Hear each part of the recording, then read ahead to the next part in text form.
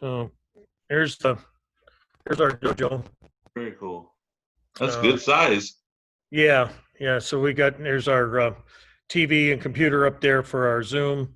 Uh, so we're doing it. Excuse me. Simultaneously, we're teaching live class on Zoom. Uh, the all the little yellow dots. That's the 6 foot social spacing. The kids come in. They come in one at a time. We take their temperature.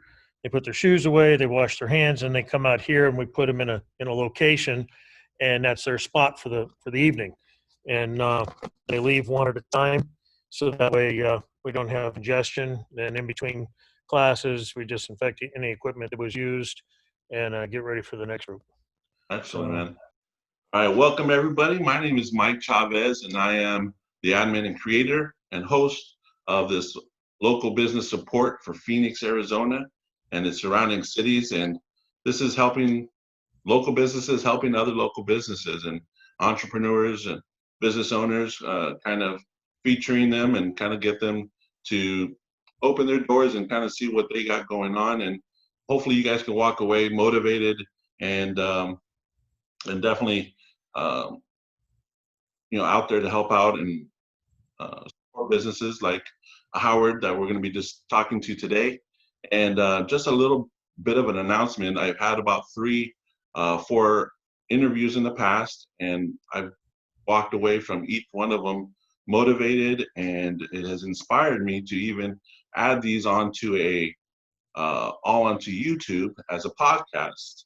And that way they're all featured and they're all in one location, so you guys can view those and definitely would love for you guys to go and check those out. And once I get those going, I got the YouTube page started, so that's something I'll be working on here in the near future. So today, my guest today is Howard Munding, and he is the owner of Millennium Martial Arts. How you doing today, Howard? doing great. Excellent, man. Thank you so much for taking some time and discuss your business, man. So I always like to let you kind of introduce yourself and your business and kind of how you got into it and kind of start from there. Okay. Well, 100 years ago, I started up here. I'm a retired fire chief, and I got started here at this school. My son was taking karate here, and uh, I was busy and, typical. Yeah, I don't, didn't want to get myself out, put myself out there and look silly, right? Mm.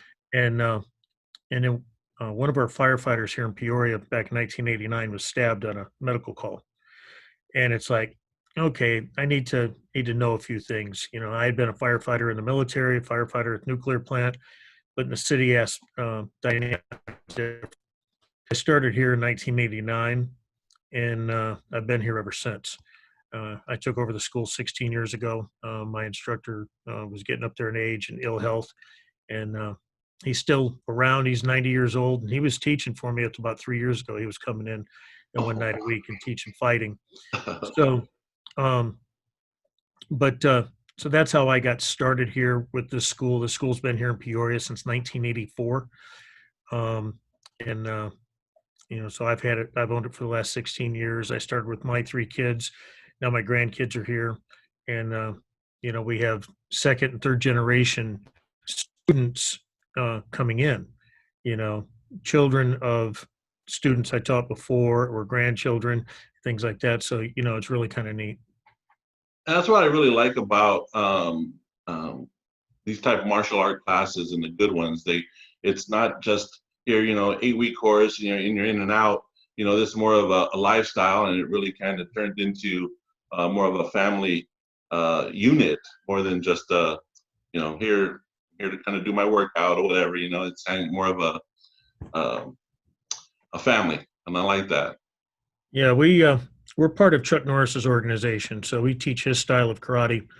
And Mr. Norris is a big family man, and he runs the entire organization as a big family. As a matter of fact, right now is supposed to be our World Conference convention up in Las Vegas, and it's going on Zoom right now because obviously everything had to be canceled. But the conference is like a big family reunion. and families are real important. They were important to him, and so that translates and comes through our school as well. You know, we run it just like he would have it Right. be.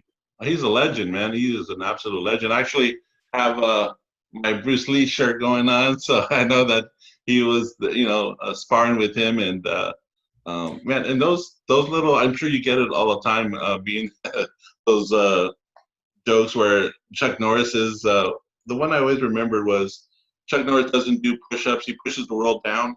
Yeah, yeah. I had the privilege of uh, having dinner with Mr. Norris one night. Wow.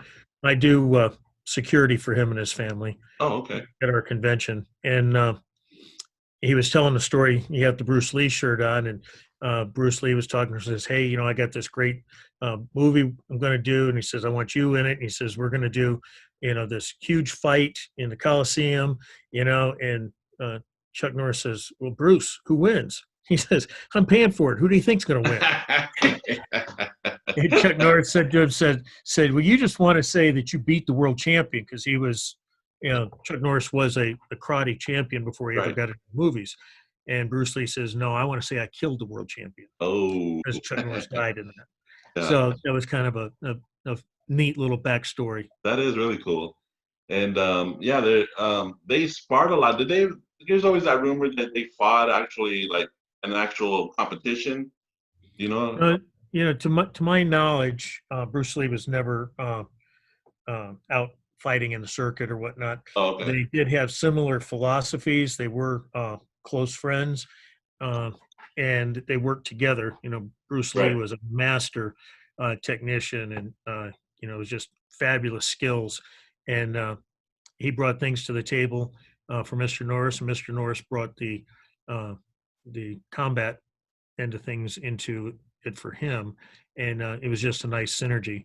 And their philosophies were very much the same because you know one style of martial arts doesn't have all the answers, and that's what Mr. Norris did. Is he took the strengths from all the different styles one into one more well-rounded system, rather than just you know a lot of punches or a lot of kicks or ground techniques or whatever. More, yeah, even more of a mind philosophy instead of just yeah, like you said, just kick here and do this. It's more of an overall lifestyle for sure. Right. That's cool, man. And I think that even those little history like that, it just even makes your school even more unique to knowing that is in the background, in the heart of it all. I think that really says a lot about your school. So that's really cool, man, to have that. Now, I am really, really curious, with the COVID and pandemic going on, a lot of businesses have struggled, some have thrived, but I think the ones that have been most successful are the ones that have been able to pivot. And, kind of, how did you handle that? I mean, once it started, the pandemic, how did you kind of pivot if sounds like you did? Well, you know, Chuck Norris was exposed to the coronavirus, and the coronavirus had to be quarantined for 14 days. So, you know, so we have the same philosophy, right? Um, no, we were, my background in fire service and whatnot. I was fire chief back when the swine flu came through. So I was involved in the pandemic planning and things like that. And so I saw things coming down the road. And in the fire service, we always plan for the worst and hope for the best. That way, we're prepared when things go south, and if it's everything's fine and dandy, then no big deal. We didn't need it. And so before this even came down, uh, I already had a Zoom account, but I had the free one. And I thought, well, you know, everybody's going to jump on Zoom, and if they're going to limit anybody's access, it's going to be free. And so I immediately signed up and got a professional account. And we had the Zoom classes up, the model going, and we were already teaching on Zoom and in person 2 weeks before uh, the governor shut the gyms and places down here in the state. So we were ready to rock and roll. Our students were ready for it. We had adjusted our schedule, and it was really a seamless transition into it. When they opened back up, um, when they opened the gyms and everybody else could come back, um, we opened back up, but we're doing the Zoom, and we've got about 30 to 40% of our people are coming in person. We're not a gym. The youth recreational activities are still going on out there in the world, basketball and softball and soccer and things like that. And we have a better ability to control the interaction between students. Students come into the school, they get a temperature check, they put their shoes away one at a time, they wash the dojo floor where we have marked off. We have 6 foot social distancing, spacing, if you will, actually more than 6 foot in a lot of places. We actually could hold 24 people in our dojo floor and still maintain the 6 foot distance. We don't have that many. We're trying to limit it to 10. Following all the guidelines we can, being super conservative. But they come in, they do that. We're not making any contact. We had to change. We're not doing sparring and things like that right now, but we're working on the basics. We're fundamentals. We're shadow boxing. Doing the techniques. So when we're able to get up close and personal, then we can do that as well. We also, in addition to the traditional karate, we teach something called Krav Maga, which is an Israeli self-defense system. And Mr. Norris liked what we've been doing here at our school for the last 16 years, that he actually adopted our Krav Maga program and put it into the Chuck Norris system. And now half the black belt test is Krav Maga, which the techniques are all the same as what we did in the Chuck Norris system. It's just a different mindset. Now that program is adult, and we were doing that online as well. People were working out with a partner at home, because in that you have to be up close and personal. And so when we opened back up here, we told everybody, say, hey, bring your partner with you at no charge. So that way you can be up close and personal here with somebody you're not worried about spreading germs with.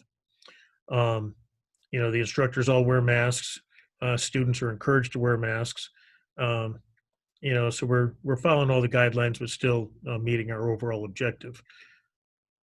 Yeah, that's great, man. And I think that is so important. A lot of businesses, instead of reacting as it comes, you're more anticipating, what's going on and kind of got ahead of it before, sometimes when you react, it could be either too late, you lost frustrated clients and stuff like that. So that is really, really good. Is there any go ahead. Well, you got to keep your eye on the horizon for the next wave, Right. whether it be positive or negative, and you got to get out in front of it, like you were saying, because if you're out there surfing and you don't start paddling, that wave's going to come smashing down on you, whether you want it to or not. Right. And so we're always trying to stay a step ahead. I'd like to say they were all my ideas, but, I belong to several different professional organizations. Chuck Norris's United Fighting Arts Federation, #1. The Martial Arts Industry Association, which is a international association, and another group called Championship Martial Arts. And he has all the answers. And okay, what are you guys doing, in Norway right now? Right. All right, what are you guys doing down in Florida? What are you guys doing over here? And we put things together rather than make our own mistakes. We learn from other people. Excuse me. The thing is having a team behind you, because being a sole proprietor, entrepreneur, you're doing everything. So I want my own business. I'll be my own boss. Right. Well, it's not that glamorous. A book I really like is called The E-Myth by Michael Gerber.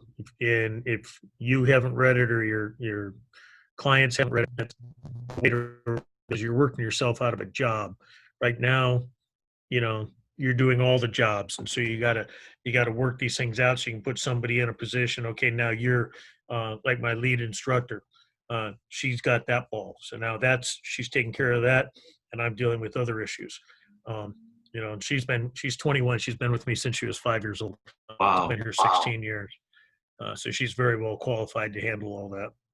Well, that's great too, because that's kind of why I started this group, because kind of like what you're saying is you're on it, you're doing it yourself, but you don't have to be alone doing it, and you have support of others that are going through it as well, the same thing, and you're kind of you're just getting, more knowledge quicker than just learning it as it's happening. So, that's kind of the why I started this group. And so it sounds like you have a really good support system and a great team to kind of help you get through this, as best as can. Have you come across any kind of hurdles or any struggle that you're going through right now that maybe some other business owners that are maybe going through something similar that can provide some feedback that? Well, not having the in-person interaction with the students and the parents is a major challenge. Um, and so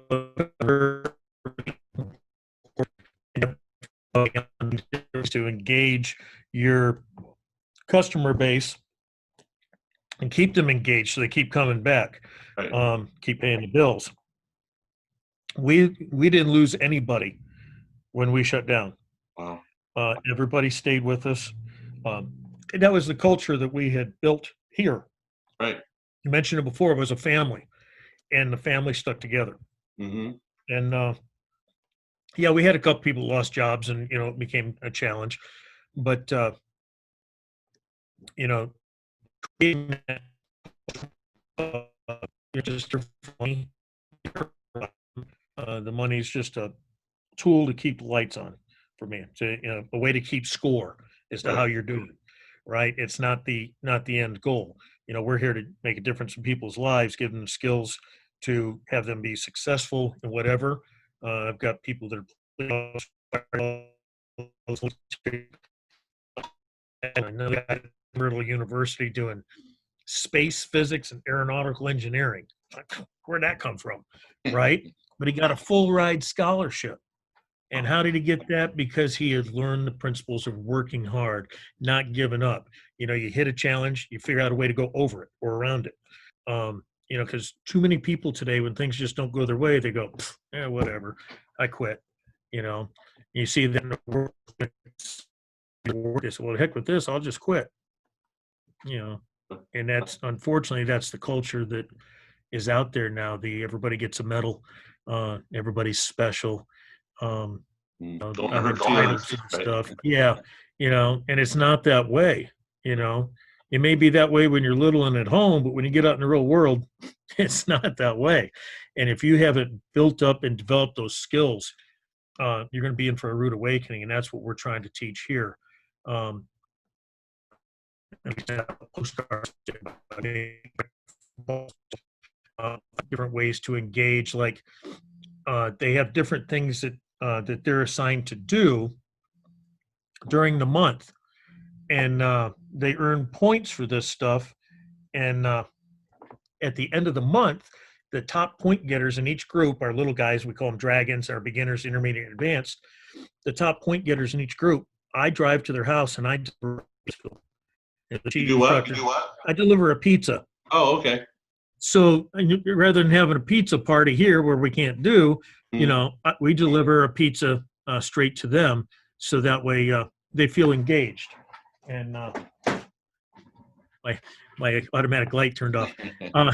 But little things like that go a long way, and it takes extra effort. It's additional work on our part, but it pays huge dividends in customer loyalty. And I don't even consider my folks customers or members. They're members. So, yeah, I don't think you can be in business for, how many was it? 20, how many years is that? I don't want to do math, but it sounds like over 25, 30 years. And not have that kind of culture behind it. You know what I mean? There's just no way. So I think that's huge. And yeah, like you were saying about everybody gets a ribbon, or that's what they're expecting. But even organized sports and anything like this, I mean, it teaches you teamwork. It teaches you, if you want to be good at something, you have to put work and effort behind it. And there's just so many different little life lessons that you learn that when kids, like you said, get socked in the mouth, they know how to handle that, and so, good for you, man. Is there anything that you've already given a lot of information as far as hurdles that you've gone through. But what is like anybody as maybe an entrepreneur that's is either currently as an entrepreneur or thinking about being that? What do you think is something that you've done really, really well that you maybe recommend to future business owners and entrepreneurs?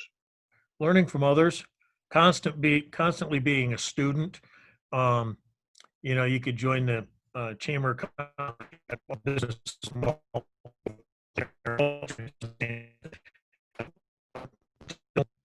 Get a silo and I've got to do it all myself.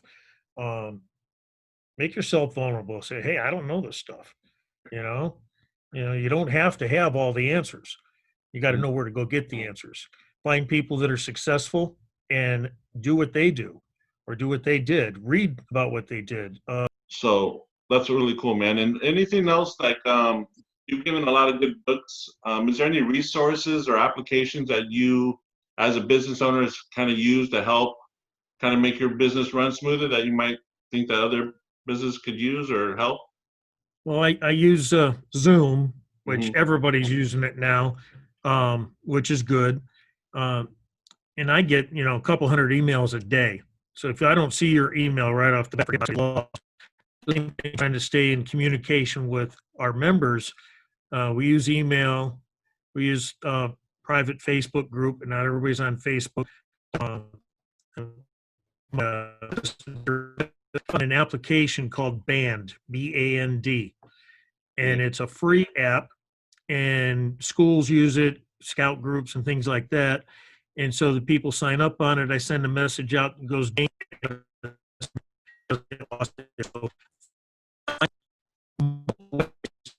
with your customer base is important. One way doesn't do it. Right. Okay, I don't like technology. I like to pick up the phone and call people, Right. but that's not how the world works anymore. No, and it's So you not got to really an efficient communicate. time efficiency issue right there too, right? Well, it's better for building relationships, Mm. but you have to communicate with your customer the way they want to be communicated with, not the way you like. That's right. And that's really a big thing. And the Band app has been very successful for us, plugging a hole, Hmm. because people would say, well, I didn't know about it. It's going out 3 different ways now. I mean, if you didn't know about it, you weren't looking. Yeah. Yeah, I mean, I think that's really impressive too, that because, and I think that's a lesson to be learned too, is that you can't just take one way you like to be done. You have to put yourself in the customer's shoes as well, and go in different ways to kind of find a way to be able to communicate to everyone in the way that they're going to be able to kind of get that information. So, and Yeah. that's really important, man. So I applaud you for that. Um, I know you're busy. I didn't want to take much more of your time. But I do want to kind of give you this time real quick at the end here to let everybody know, where to find you, any promotions, your website, and I'll make sure to highlight this on the video and then Okay. all over Facebook. Our website is millenniummartialarts.net. We're on 91st Avenue between Peoria and Olive. And right now, our Beat the Heat special is 4 weeks of karate, 2 nights a week for $49. It includes a uniform. Wow. So it's a uniform is $40 by itself. Okay, so it's a real low price point to try something out. If people are checking out a martial arts school, don't go just on price. I said that whether it be a martial arts school or football or soccer or baseball, the coach is going to have a huge impact on your child. Right. And it's either going to be positive or negative. Right. And you need to try the classes out, check out the schools, because you need to make sure that whatever's being taught fits in with your family's values. That's great, man. I agree with you 100%. I've heard that a lot actually from other parents that it was really cheap and it was great price, and then you come into it and it was, it didn't fit their family's dynamic, if you will. Right.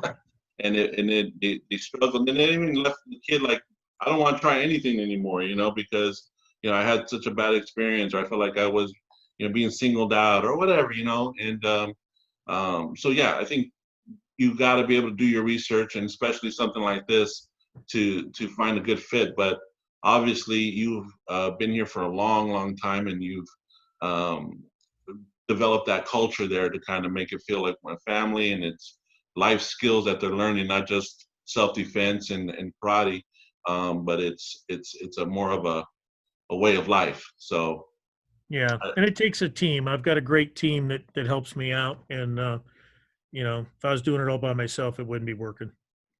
well, yeah, you're doing something right, man. You really are, and I wish you the best of luck, and and so everybody that is watching this, even if you don't go to Howard's school, Millennium Martial Arts, and sign up, there's ways that we can all support them.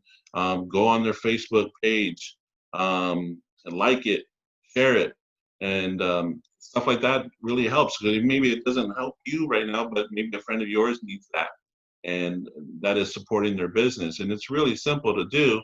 In fact, let me see if I. So here's Millennium Arts. All I did was typed in his business name there, It's right yep, here. yep. Boom, highlight it, clicked on it, and I'm gonna like it. Boom.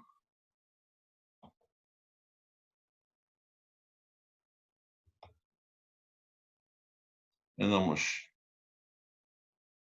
liked it. I'm already following him, and then share. Stuff here. All right. So that's it. It's simple. It doesn't take more than a minute to do, and that's just a way to help support our local businesses here in Phoenix and surrounding cities. So again, Howard, thank you so much for your time, man. I really do appreciate it. Well, thank And you. everyone else, have a great rest of your day, and um, support your local businesses. All right. Have a great.